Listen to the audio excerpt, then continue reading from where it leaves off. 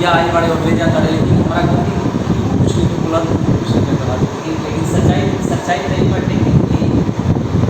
रीति बाई रिवाज बा एकरा आगे सब कुछ नतमस्तक बाटे। और हमनी के युवा वर्ग के बानी जा इससे आप सब भी यदि युवा वर्ग के अपना साथी भाई जे लोग बाटे एगो स्पेशल निगोरा बाटे कि आप सब यदि विधायक बाटे तो आप सब भी एक कदम आगे अच्छाई की ओर बढ़ाई जा, ताकि हमनी के जे हमनी के सीनियर लोग बाटे जे भोजपुरी के इतना ऊंचा इतना ओहदा बाटे और ला करके लोग रखले बाटे, तो एकरा से हमनी के बरकरार रखा जाओ। थोड़ा सा अगर हमनी को हो सके तो थोड़ा सा आगे बढ़ावे के प्रयास हमने के कर्तव्य बा और ये पूरी के अपन आगे लेके चल जाओ, अगर आगे नहीं चले के चल पावा तो कम से कम एकरा के धीरे मत दिया हमने के दायित्व कम था। और ये काम तभी हमने के सार्थक होने का बहुत जब हमने के पूरा भाई के सहयोग एक साथ होगी, खासे की हमने के ताकत बन के और एक दूसरे के भाई साथी जितना भी कलाकार बनी जा हमने के संगीत में जितना लोग अपन समय दे देता, जितना लोग संगीत के बहुत करीब से जानेला सुनेला, सब एक परिवार बा। पूरा भोजपुरी समाज एक परिवार बा। हमने के पूरा भोजपुरिया समाज के दायित्व बना था कि अपने भोजपुरी के हमने के आगे लेके चल जाओ। ये हमने के इन्हें कुछ करे के नहीं भैया, हमने के जो धरोहर बाटे हमने के जो मिट्टी के चीज़ बाटे ओकरा के नहीं के छोड़ी, ओकरा के कबो नहीं के भूले जैसे कि जो मिट्टी में हमने के सुगंध बाटे पूरा दुनिया में कहे ये गर्व के साथ हम कर सकते हैं। और युवा आजाद सिंह से बहुत बधाई भाई जी, थैंक यू सो मच। और जितना भैया लोग ने जितने भाई लोग के नाम नहीं ले कोई नहीं हमने के एकरा खातिर दिल से सॉरी। विकास गुप्ता जी, RDX उत्तम जी, Abhishek Kumar ji, Rupesh Vishwakarma ji, Rajan Kumari ji, thank you Jyoti Kumari ji, hello Sunil Kumar Gupta ji, Ajay Arya ji, Aman Kumar ji,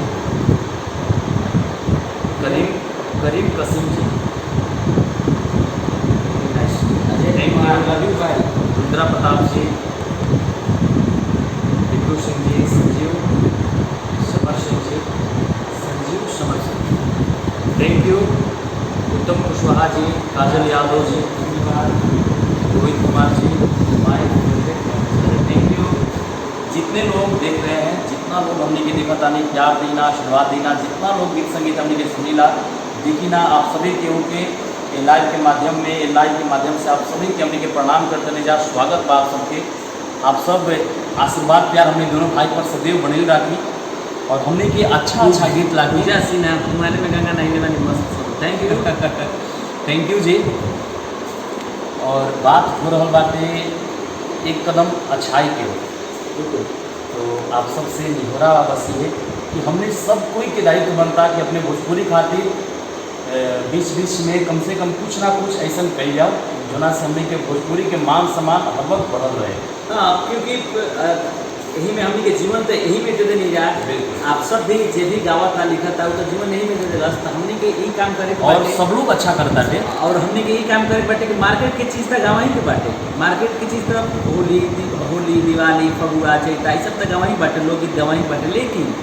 जो हमने के मिट्टी के जो हमने के संस्कार में वो गीत बाटे जो हमने के सिखावे के नहीं के कोई सिखावे की जरूरत नहीं के, हमने के पहले जब से पैदा रहने बनिए तब से जाना चाहिए वही सब गीत के हमें कैसेट के माध्यम से एल्बम के माध्यम से रखे के बाटे समाज में परोसे के बाटे एगो नया तरीका होती है, एगो नया अंदाज सब लोग अच्छा भी करता है। बस यही बात कि हमने सब कोई के मिलजुल के अपने भोजपुरी खातिर ऐसे ही अच्छा चीज़ करते रहे के बाद खासे कि भैया अब हमने के भोजपुरी में बहुत ही अच्छा वीडियो भी बन रहा बाटे, तो ये चीज़ भी देख के बहुत अच्छा लगा था। और आप सब प्लीज़ निगेटिव बात के रोकी जाए। आप और सबसे एक और निवेदन है भैया, जिससे कि कोई भी गीत अगर मार्केट में आ जा रहा होगा ओकरा के बढ़ावा नहीं देवे के हमने के जो भी गंदा गीत आप जब भी हमारे जितना भी भोजपुरी श्रोता बानी सुमैया बानी जितना भी भैया लोग बानी आप सबसे एक चीज़ कहो कि अगर कोई भी अच्छा गीत आ रहा होगा ओकरा के खूब शेयर करिए। एक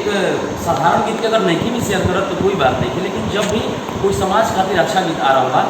तरह के आपने दोस्त मित्रों ने बताए। और कोई स्टार के देख के ना, चाहे वो कोई भी गावे, हाँ, बिल्कुल। लेकिन गीत अच्छा होके, गीत हमनी के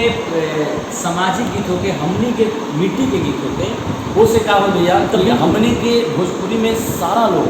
जितना हमने से आए वाला सिंगर, नया सिंगर बाड़े, सब लोग के मन में एक ये बात आई कि हमने के अच्छा चीज़ करे के चाहिए, कैसे कि तब जाके हमने के भोजपुरी एगो ऊंचाई पे और जाए। कैसे कि हमने के जब छोड़ के जाएंगे, जब हमने के